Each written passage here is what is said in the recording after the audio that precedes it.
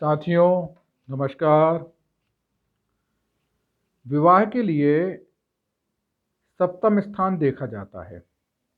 ऐसा माना जाता है कि यदि सप्तम भाव में शुभ ग्रह हो या सप्तम भाव के ऊपर शुभ ग्रहों की दृष्टि हो तो ऐसे व्यक्ति की शादी भी समय पे हो जाती है और वैवाहिक जीवन भी सुखी रहता है। विपरीत इसके यदि सप्तम भाव पर दो या दो से अधिक पाप ग्रहों की दृष्टि हो अथवा युति हो तो ऐसे में वैवाहिक जीवन में समस्याएं उत्पन्न होती हैं, या तो शादी होती ही नहीं है और अगर होती है तो बहुत विलंब से होती है। कई बार क्या होता है कि बहुत अच्छे अच्छे व्यक्तियों को हमने देखा और यह भी जिनकी पत्रिका है, यह भी सज्जन व्यक्ति हैं, दिखने में बड़े खूबसूरत हैं, अभी भी हैं। उस समय तो जब इनकी शादी की उम्र रही होगी निश्चित तौर पे होंगे। यह 50 वर्ष के हो चुके परंतु अभी तक इनकी शादी नहीं हुई। तो आइए जानते हैं कि वो क्या कारण हो सकते हैं कि इनकी शादी में बाधाएं उत्पन्न हुई। इनका 29 मई 1968 का जन्म है। सुबह 5:42 पर इंदौर में इनका जन्म हुआ। इनकी मिथुन राशि है, राशि स्वामी बुध है और जन्म नक्षत्र मृगशिरा है। मृगशिरा नक्षत्र के तीसरे चरण में इनका जन्म हुआ। करण भद्रा विष्टिकरण है। विष्टिकरण जिसको भद्रा भी कहते हैं, ज्योतिष शास्त्र के हिसाब से शुभ नहीं मानी जाती। अब जब शादी की चर्चा होती है तो हम लोग सप्तम भाव के ऊपर नज़र डालते हैं। इनका यह सप्तम भाव है, जन्म कुंडली में जहां 8 नंबर लिखा हुआ है यह इनका सप्तम भाव है।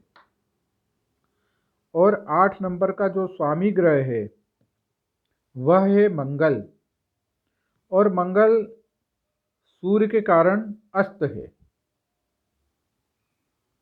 नंबर एक बात, मंगल जो सप्तमेश है वो यहाँ अस्त हो गया है। दूसरी बात, जो सप्तमेश है वो शनि की दृष्टि में है। शनि की दृष्टि को ज्योतिष शास्त्र में बहुत शुभ नहीं माना जाता, तो शनि की दृष्टि में है। और सप्तम भाव पर राहु की दृष्टि है। तो राहु भी जो फल देने के मामले में है, ऐसा कहा जाता है कि शनिवत राहु, यानी इसके भी गुणधर्म शनि के समान ही हैं। तो इसकी दृष्टि को भी अपन बहुत अच्छा तो नहीं मान सकते। तो यहाँ पर शनि का भी प्रभाव हुआ और राहु का भी प्रभाव हुआ, क्योंकि राहु शनि के साथ बैठा हुआ है।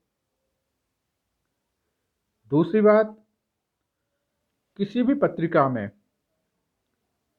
विवाह का कारक ग्रह, विशेषकर पुरुषों की पत्रिका में कारक शुक्र को माना जाता है।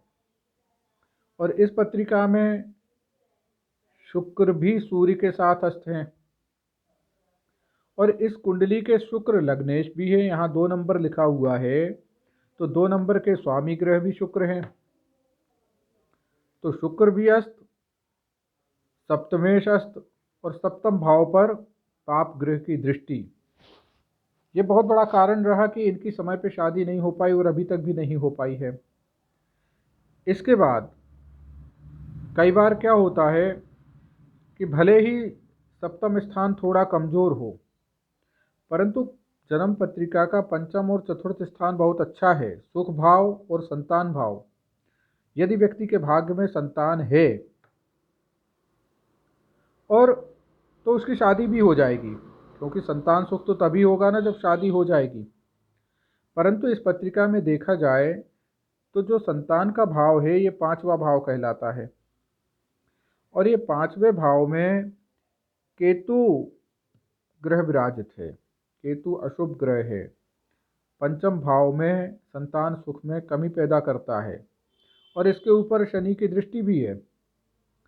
शनि की सीधी 180 अंश के ऊपर दृष्टि है। फिर शनि के साथ राहु का प्रभाव तो है ही पंचम भाव के ऊपर। तो जब व्यक्ति की शादी नहीं हो पाती और विवाह बाधा योग उसका बनता है तो संतान बाधा योग अपने आप बन जाता। तो इस कारण से अब जैसे वर्तमान में इनकी उम्र 50 साल के ऊपर हो चुकी है और अभी तक तो इनकी शादी हुई नहीं है। हालांकि हम आशावादी व्यक्ति हैं और हम तो चाहते हैं, ईश्वर से प्रार्थना भी करते हैं कि भाई इनकी शादी जल्द से जल्द हो जाए, परंतु जो ग्रह स्थितियां हैं वह इनके अनुकूल नहीं है। और ऐसे में क्या होता है कि जब सारे के सारे जब ग्रह इनको साथ नहीं देते तो ऐसे में समय के ऊपर विवाह संबंध नहीं आते हैं। समय से मतलब ये है कि जब शादी होती है उस समय या तो सप्तमेश की दशा होनी चाहिए या अंतर्दशा होनी चाहिए या गोचर में उसका प्रभाव होना चाहिए। अब इनका सप्तमेश मंगल है। मंगल की महादशा बचपन में ही निकल गई। उसके बाद राहु की महादशा प्रारंभ हुई तो राहु की महादशा 1988 तक रही। फिर गुरु की महादशा प्रारंभ हुई 88 के बाद, जो 2004 तक चली। परंतु गुरु इनकी पत्रिका में सुख भाव में बैठे हैं। गुरु भी शादी कराते हैं, परंतु गुरु की न तो सप्तम भाव पर दृष्टि है न सप्तमेश पर दृष्टि है। इस कारण से गुरु भी यहाँ पे मतलब न पक्ष कर रहे न विपक्ष में हैं, वो उदासीन जैसे हो गए हैं।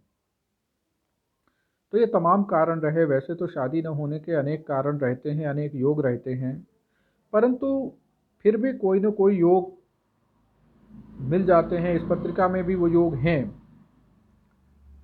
तो यह था इनकी पत्रिका का विश्लेषण।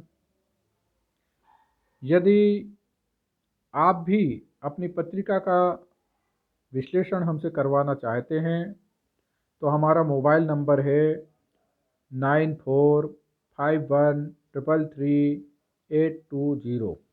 इस नंबर पर आप हमसे संपर्क कर सकते हैं। या आपको यदि हमारा वीडियो अच्छा लगता है तो इसको लाइक ज़रूर करें और चैनल को सब्सक्राइब करें, ताकि हम जो भी नया वीडियो डालेंगे वो आप तक समय से पहुंचेगा, उसका नोटिफिकेशन पहुंचेगा, आप उसको देख सकते हैं। आज के लिए इतना ही। नमस्कार।